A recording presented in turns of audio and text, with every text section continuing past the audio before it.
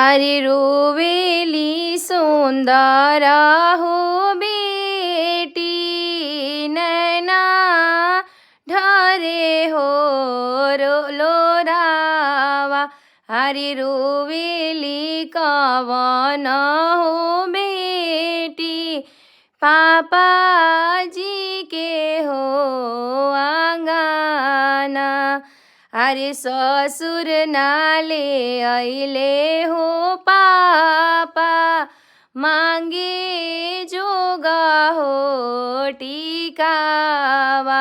अरे भसुर नाले अइले हो पापा, मांगे जोगा हो टिकावा।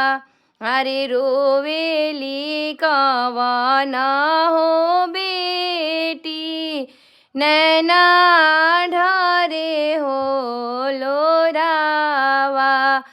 अरे हँसेले कवन हो समधी, मुखे खाले हो पानावा।